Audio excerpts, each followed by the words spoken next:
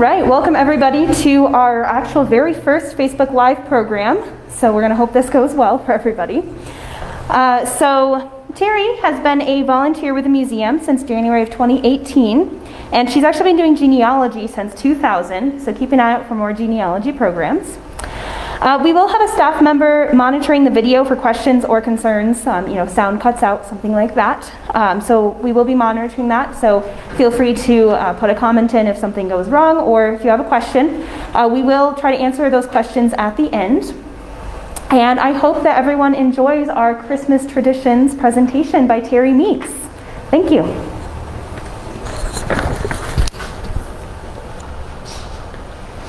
Good afternoon and welcome. I hope you have a comfortable place in your home or wherever you might be, and we'll just get started right away.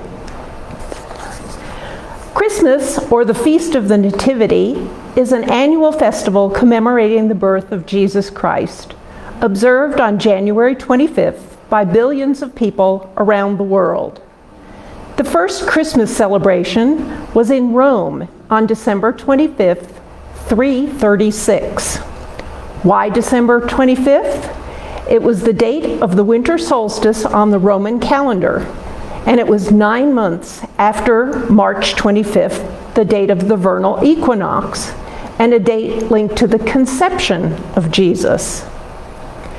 Christmas, at times, has been the subject of controversy. The Puritans outlawed the celebration of Christmas in 1659. Christmas Day did not become a public holiday in Scotland until 1958. Christmas celebrations have also been prohibited by atheist states, such as the Soviet Union, and more recently, majority Muslim states. The customs surrounding the celebration of Christmas are a mix of pre-Christian, Christian, and secular themes. Here in the United States, we look to the Advent and Advent calendars, writing letters to Santa, sending and receiving Christmas cards, putting up various Christmas decorations, trees, lights, and wreaths, hanging stockings, viewing nativity scenes, caroling, attending church services, the arrival of Santa, gift giving, and a celebratory Christmas dinner. Let's take a look at some of these American traditions and their origins. Advent reminds us of the sacred meaning of Christmas. We prepare for the celebration of the birth of Jesus Christ, the light of the world in the midst of darkness. Originally, the 40 days before Christmas celebrated the feast of St. Martin of Tours. This was known as Advent. Now, the season begins with the feast day of St. Andrew and is celebrated on the 4 Sundays before Christmas. The themes of the 4 Sundays are God's people, the candle of hope, the Old Testament prophets, the candle of peace, John the Baptist, the candle of love, and Mary, the mother of Jesus, the candle of joy, and finally, on Christmas Eve, the Christ candle. In the 19th century, German Protestants began to mark the days of Advent, either by burning a candle or marking walls or doors with a line of chalk each day. Hanging a devotional image every day became the custom, which ultimately led to the creation of the first handmade wooden Advent calendar in 1851. The first printed Advent calendar was originated in the early 20th century by German Gerhard Lang. When Gerhard was a little boy, his mother made a calendar with 24 small candles attached to a cardboard, one for each day before Christmas. Lang grew up to operate the Reichhold & Lang printing company, where he printed the first Advent calendar with 24 little pictures. In the 1920s, the company printed the first calendar with little doors to open, revealing a poem, a story, candy, or a small gift. Advent calendars fell out of favor during World War II, as most were produced in Germany. Calendars filled with chocolate began to appeal in the late 1950s, around the time that they also began to spread around the world. Eisenhower is sometimes credited with popularizing them here in the United States, having been photographed while president opening them with his grandchildren. It is very common for school-age children to write letters to Santa Claus, but some of the earliest Christmas correspondence wasn't actually written to Santa, but rather from him. In the first half of the 19th century, Santa Claus was more of a disciplinary figure. Stories of St. Nicholas were meant to encourage children to behave, and some parents even wrote letters from Santa Claus to their children, discussing their conduct over the previous year. In 1871, Thomas Nast drew Santa Claus at his desk, reading his mail and sorting it into two piles. The one labeled "Letters from Naughty Children's Parents" reaches well above his head, whereas "Letters from Good Children's Parents" is a far smaller stack. At first, the U.S. Postal Service considered letters addressed to Santa Claus undeliverable, either returning them to their senders or sending them to the dead letter office. Around the turn of the 20th century, however, philanthropists and charities expressed interest in fulfilling Santa's role for poor children who sent him letters. Quote, "The Post Office Department does not believe in Santa Claus. Officially, the dispenser of Christmas cheer for little folks is a myth," the Times wrote in 1906. "The Christmas season has no charm for the prosaic employees of the dead letter office. It means only a lot of extra work and bother for them." The article went on to deplore the unsympathetic post office and red tape-bound officialdom for their lack of imagination to find a way to honor the children's requests. In 1911, the Postmaster General wrote an order that all letters addressed plainly and unmistakably to Santa Claus could be delivered to responsible institutions or individuals to use for philanthropic purposes. This permission became permanent in 1913. In 1989, Santa got his own zip code. The British take it a step further and burn the letters in the fireplace so the ashes fly up the chimney and Father Christmas can read the smoke. Since 1962, France has had a law that stipulates any letter to Santa must be responded to in the form of a postcard. All first grade teachers in Sweden get an invitation to encourage students to write to Santa. Red mailboxes with Santa's name on them are strategically located across Sweden. The first letters start trickling in by springtime. And by late November, there is a steady flow, and 2 weeks before Christmas, the dams burst.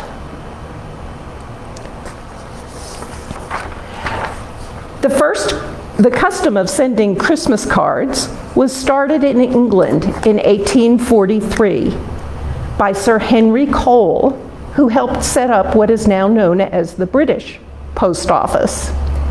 He and friend John Horsley designed the first Christmas card. The card has 3 panels. The outer 2 panels show people caring for poor, and the center panel, a family having a large Christmas dinner. This card was also considered scandalous because in that central panel, there's a little boy drinking a glass of wine. The original cards were advertised with the slogan, quote, "Just published, a Christmas congratulations card," or "Picture emblematical of Old English festivity to perpetuate kind reflections between dear friends," unquote. As transportation and printing practices improved, Christmas cards became more popular and were produced in larger numbers. Christmas cards appeared in the United States in the late 1840s, but were very expensive and most people couldn't afford them. In 1875, Louis Prang started mass producing cards so more people could afford to buy and send them. Mr. Prang's first cards featured flowers, plants, and children. In 1915, John C. Hall and 2 of his brothers created Hallmark cards. That's awfully dark. The first known personalized Christmas card was sent in 1891 by Annie Oakley, the famous sharpshooter and star of Buffalo Bill's Wild West show. She was in Glasgow, Scotland at Christmas 1891 and sent cards back to her friends and family featuring a photo of herself. As she was in Scotland, she's wearing a tartan in the photo. Annie reportedly designed the cards herself, and they were printed by a local printer. In the 1910s and 1920s, homemade cards became popular.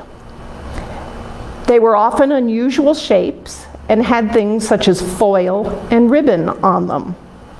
These were usually too delicate to send through the post and were given by hand. Nowadays, cards of all sorts with pictures on them, jokes, winter pictures, Santa Claus, or romantic scenes of life in the past times. Charities often sell their own Christmas cards as a way of raising money at Christmas. Charities also make money from seals or stickers used to seal the card envelopes. This custom started in Denmark in the early 1900s. It was a great success. Over 4 million were sold in the first year alone. Soon, Sweden and Norway adapted the custom, and then it spread all over Europe and finally to America.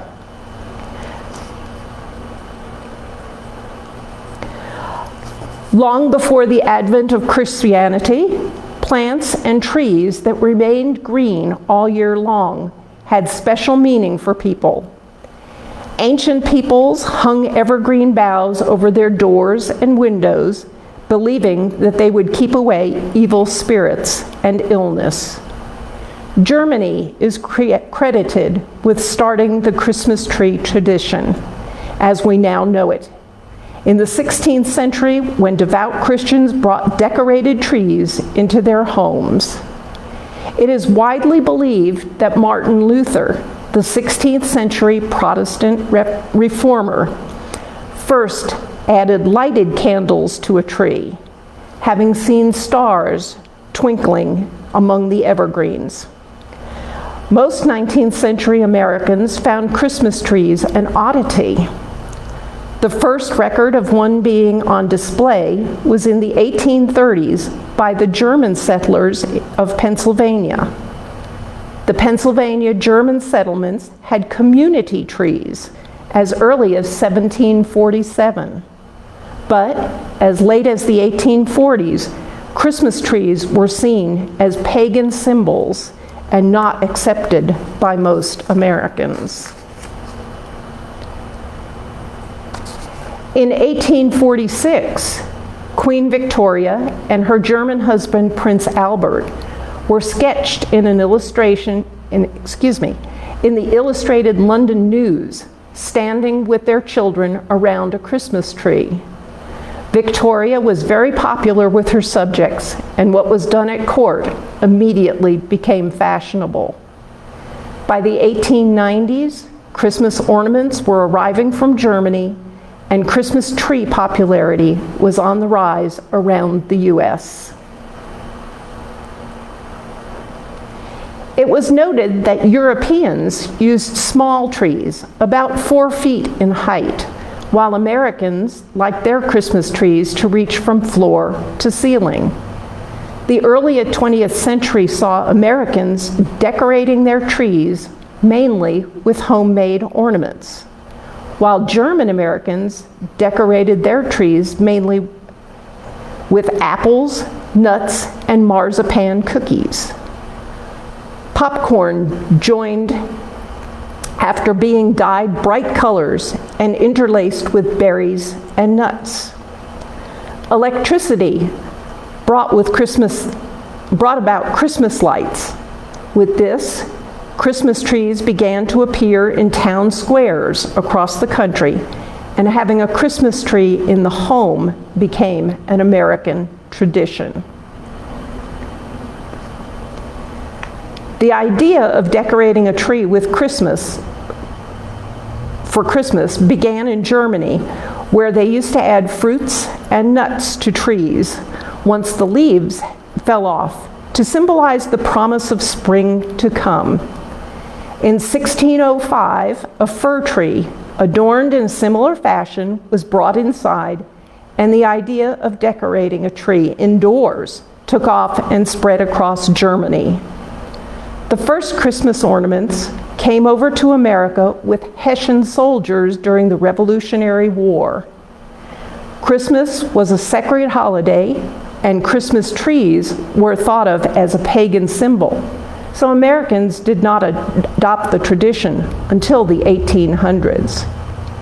Early ornaments were made out of whatever items the family might have had available to them. Fruit, especially apples, nuts, strings of popcorn and cranberries, paper streamers, candles, and metal foil. In 1847, glassblower Hans Greiner started making glass ball ornaments called baubles, which became the first manufactured Christmas ornaments. The round shape of the bauble originates from the shape of the original fruits and nuts. F.W. Woolworth, who started Woolworth stores, visited Germany in the 1890s and decided to import glass ornaments to sell in his stores, and sold more than $25 million worth per year. Homemade ornaments were made from cardboard, and eventually manufacturers began using plastic materials, both of which allowed for a variety of other shapes and sizes. The star that we use to decorate our trees today is representative of the original Star of Bethlehem, which guided the 3 wise men. Another German tradition, the candy cane, originated around 1670. Designed to help children sit still during Christmas services, the candy was shaped like a J to represent the shepherd's crooks. The original candy canes were simply sugar sticks with no color or flavor. Around 1900, the red color, the red stripes and peppermint flavoring were added. The red stripes representing the blood of Jesus shed on the cross, and the peppermint flavoring representing the hyssop plant that was used for biblical purification. Angel ornaments recall the angel that appeared in Bethlehem to announce the birth of Jesus. The angel Gabriel, who told Mary she would give birth to Jesus, or even the idea of angels watching over us and protecting us. The Christmas pickle, yes, a pickle, emerged in the late 19th century. No one knows the exact origin, but it was probably developed in the 1890s to promote the sale of imported glass ornaments from Germany. It is a game that parents created for their children. They bought a glass pickle ornament, hid it inside the tree where it blended in with the branches. On Christmas morning, the children were asked to hunt for it, and whoever found the pickle first got an extra gift. I noticed here in Canyon City that one of our local stores had Christmas pickles hidden, which entitled the finder to a special discount. So the tradition continues. The origin of the Christmas stocking is thought to originate with the life of St. Nicholas. One legend recounts the story of a poor man who had 3 daughters. He could not provide a dowry for each girl. Knowing that the old man wouldn't accept charity, St. Nicholas decided to help in secret. After dark, he threw 3 bags of gold through an open window. One landed in a stocking. When the girls and their father woke up the next morning, they found the bags of gold. The girls were able to marry and live happily ever after. This led to the custom of children hanging stockings or putting out shoes, eagerly awaiting gifts from St. Nicholas. Sometimes the story is told with 3 gold balls instead of bags of gold. This is the origin of 3 gold balls being used as a symbol for pawnbrokers.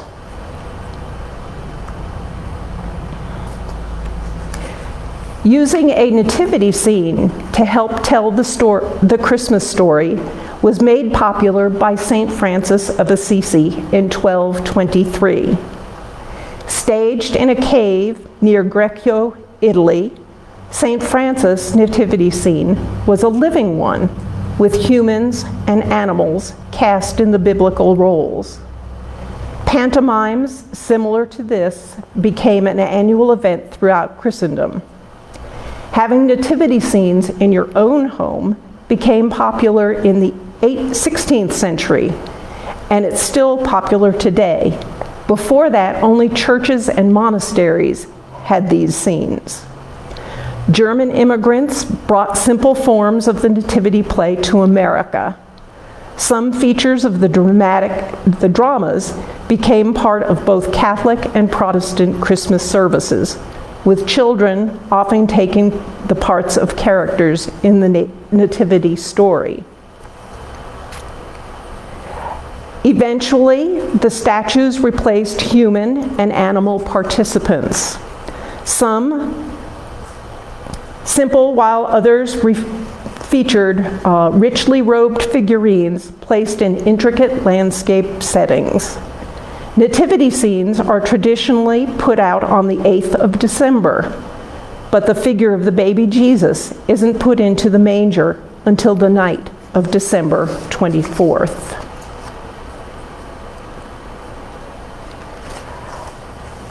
Carols were first sung in Europe thousands of years ago, but these were not Christmas carols. They were pagan songs sung at the winter solstice celebrations as people danced round stone circles. The word carol actually means dance or a song of praise and joy.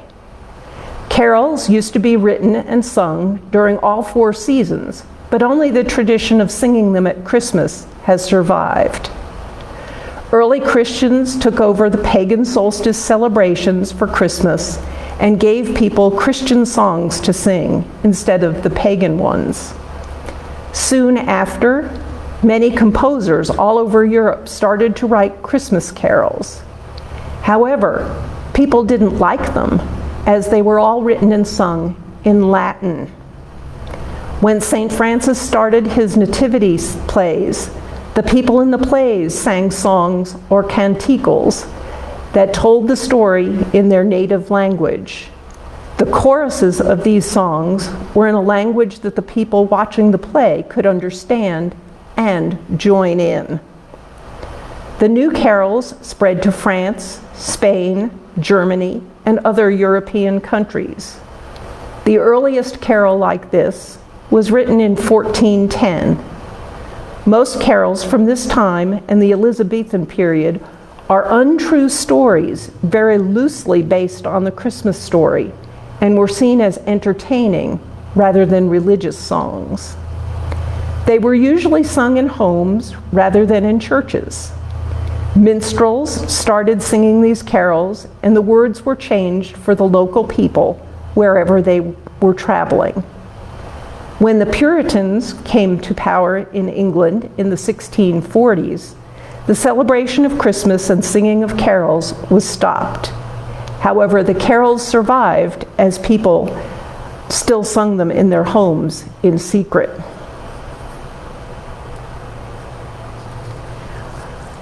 From medieval times up to the early 19th century, every British town and city of any note had a band of waits.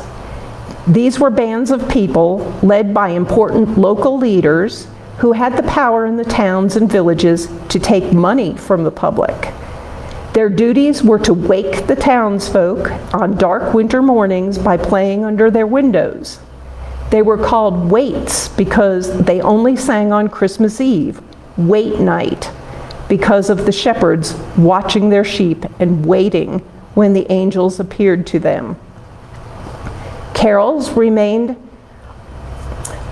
mainly unsung until Victorian times, when two men, William Sandys and Davis Gilbert, collected old Christmas music from villages in England.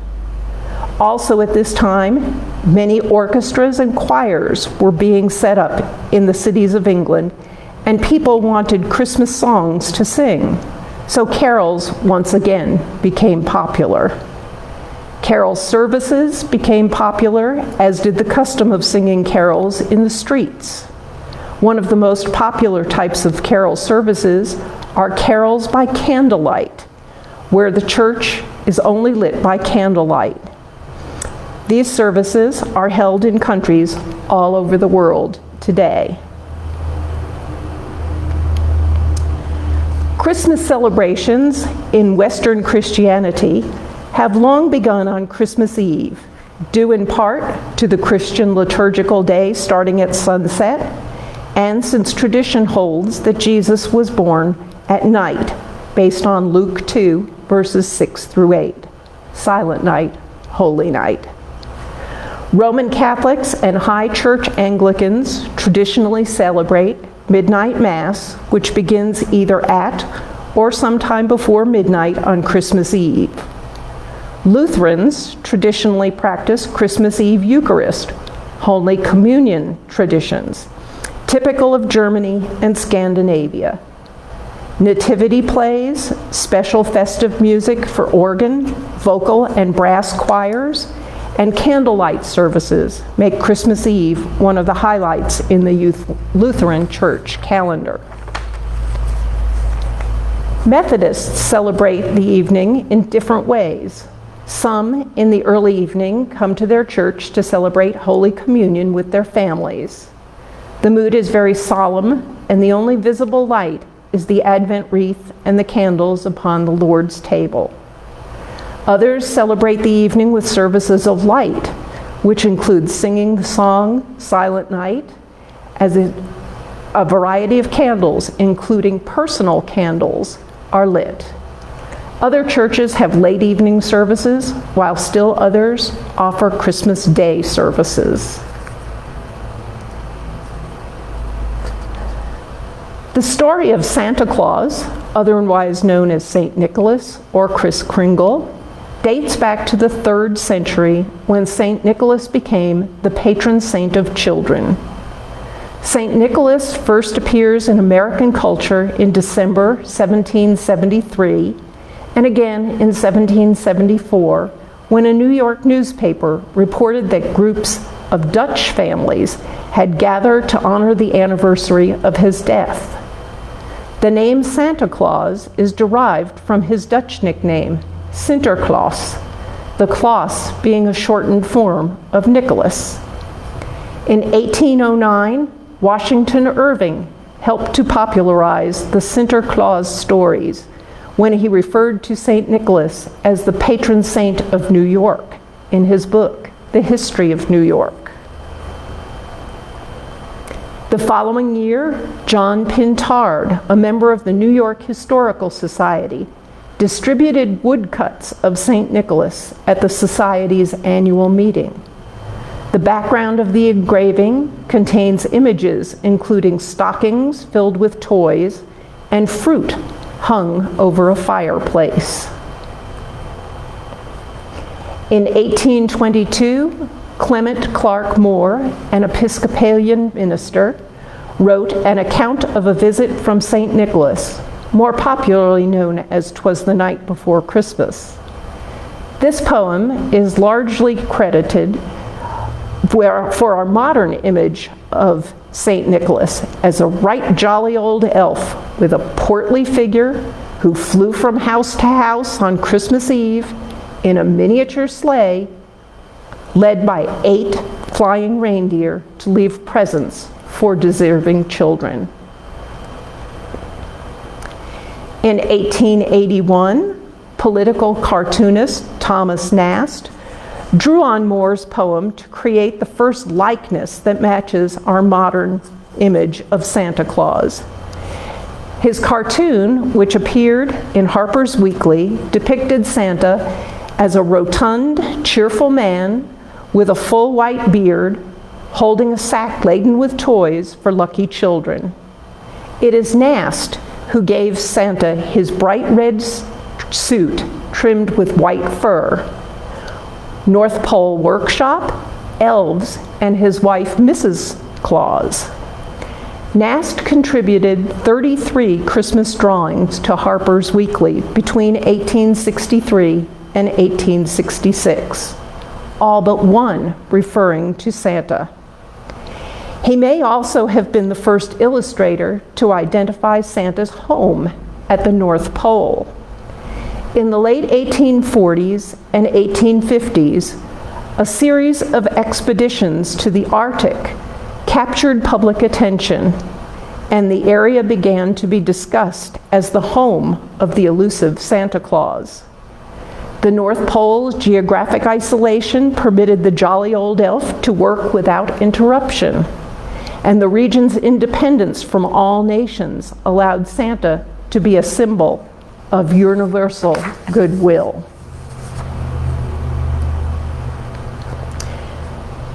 Gift giving has its roots in pagan rituals held during the winter. In ancient Rome, gift giving occurred near the winter solstice. When December 25th became established as the day of Jesus' birth, the tradition of gift giving was tied to the story of the 3 wise men, the Magi who brought gifts to the baby Jesus. Some early Christian rulers, however, interpreted the story of the 3 wise men as indications that their subjects should give gifts to their superiors and insisted on tributes and tithes. Around the time of the Protestant Reformation, the custom of gift giving to children became increasingly widespread in Europe and spread to the United States in the 19th century. This also coincided with the desire of some elites to reduce the rowdiness of Christmas begging in some areas. During the holiday season, bands of often rowdy young men would wassail from house to house and demand handouts from the gentry. Wassailing was a pagan custom of visiting orchards to sing to the trees and spirits, hoping to ensure a good harvest the following season. Gift giving also allowed parents to keep children at home, away from the corrupting influence of the urban streets. Another relatively recent change concerned the time of Christmas gift giving. For many centuries, gift giving took place on December 6th, around St. Nicholas Day, or in early January after New Year's Eve. The success of the 1823 poem, "'Twas the Night Before Christmas," and the 1843 Dickens novella, A Christmas Carol, helped make Christmas Eve the most common date for presents. It is important to note that December 6th, St. Nicholas Day, is a favorite time for gift giving in many European countries, Germany, the Netherlands, France. On the night of December 5th, children clean and polish their boots and hang them at the end of their bed or leave them outside the door before going to sleep. Next morning, they find their shoes filled with nuts, candy, and small gifts from St. Nicholas. Christmas dinner is the meal that can take place at any time from the evening of Christmas Eve to the evening of Christmas Day itself. The meals are usually rich and substantial and form a significant part of the family gathering. Thomas Tusser noted in 1573, turkeys were commonly served at English Christmas dinners. The tradition rapidly spread throughout Europe and England and in the 17th century, and it became common to serve goose. The actual meal varies in different parts of the world with regional cuisine and local traditions. For many Italian-American families, a traditional Christmas Eve meal celebrates the Feast of the Seven Fishes, Festa dei Sette Pesci in Italian. The feast seems to have its roots in southern Italy and was brought over to America by Italian immigrants in the 1800s. It now seems more popular in America than it is in Italy. Common types of fish eaten at the feast include bacala, which is salted cod, clams, calamari, sardines, and eel. There are different theories as to why there are 7 fish dishes eaten. Some think that 7 represents the 7 days of creation in the Bible. Others say it represents the 7 holy sacraments of the Catholic Church. But some families have more than 7 dishes. You might have 9 to represent Christian Trinity times 3, 13 to represent Jesus and his 12 disciples, or 11 for the 11 disciples without Jesus or Judas. By the same token, le réveillon de Noël, the big Christmas meal in French families, takes place late on Christmas Eve or even in the early hours of Christmas morning after midnight Mass. The menu for the feast will vary depending on the region, but turkey stuffed with chestnuts is a regular on tables, as well as goose, oysters, and foie gras. Christmas celebrations do not stop on Christmas Day. Boxing Day, December 26th, is a nationally recognized holiday in the United Kingdom. It was originally the day for servants and tradesmen to receive presents from their employers, but it's now basically a big shopping day. We lived in Germany in the 1980s. Christmas Day was a family tradition or celebration, and December 26th was the day to receive friends and exchange small gifts like a book, a box of candy, or a bottle of wine. During Dutch Christmas, people spend 2 days with their family, playing games, watching movies, and eating traditional Christmas food. December 28th in Spain is Dia de los Santos Inocentes, or Day of the Innocent Saints, which is very much like our April Fool's Day. People try to trick each other into believing silly stories and jokes. Newspapers and TV stations also run silly stories. If you trick someone, you can call them innocent. December 28th is when people all over the world remember the babies that were killed on the orders of King Herod. Whether you're ringing in New Year's Eve at a party or at home with family and friends, you probably have a New Year's tradition or two. Making resolutions is perhaps the most popular New Year's tradition. Setting goals for the upcoming year. But more importantly, do we keep them?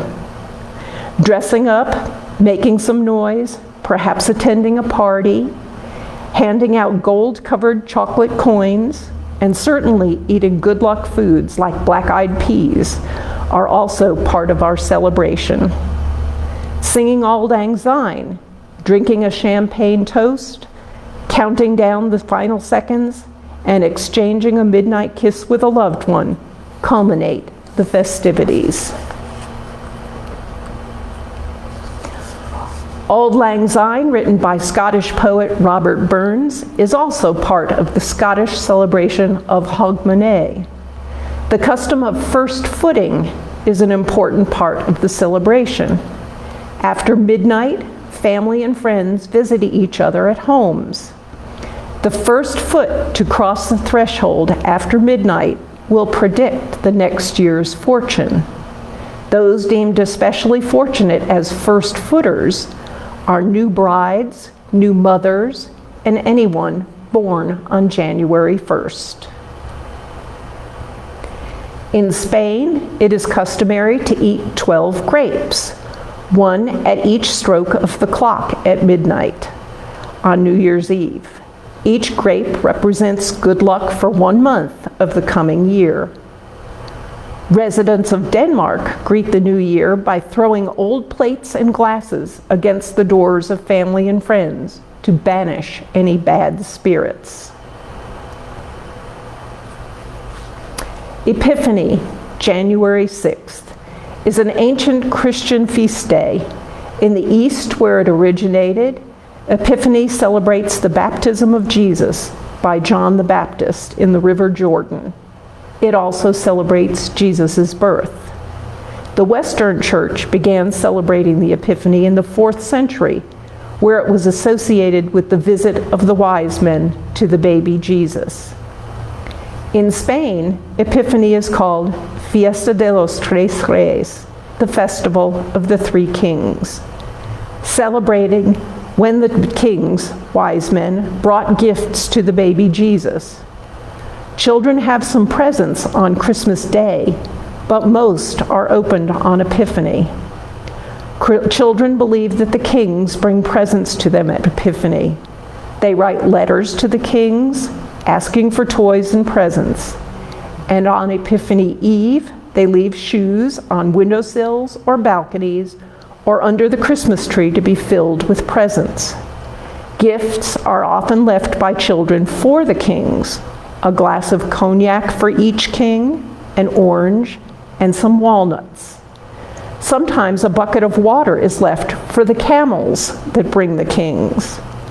If the children have been bad, the kings might leave pieces of coal made out of sugar among the presents. There is no Santa.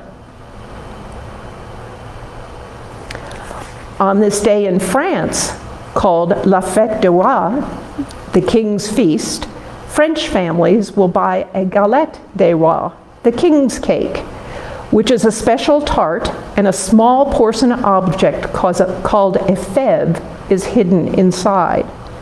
The person who gets the fève in their portion is proclaimed the king or queen for the day and wears a pretend crown and can choose his king or queen. It is interesting to note that the king's cake appears in the US at Mardi Gras. Epiphany is also important in Italy. On that night, children believe that an old lady called Befana brings presents for them. Children put stockings up by the fireplace for Befana to fill. In parts of northern Italy, the three kings might bring a present rather than Befana. On Christmas Day, Babbo Natale, Santa Claus, might bring them some small gifts, but the main day for present giving is on Epiphany. In our small German village, young people would go to each house with chalk and inscribe above the front door C plus M plus B, Caspar, Melchior, and Balthasar, the three wise men, for good luck and a blessing in anticipation of Epiphany. Finally, February 2nd marks Candlemas, the presentation of Jesus at the temple, 40 days after Christmas Day. This Christian holy day brings the holiday season to a close.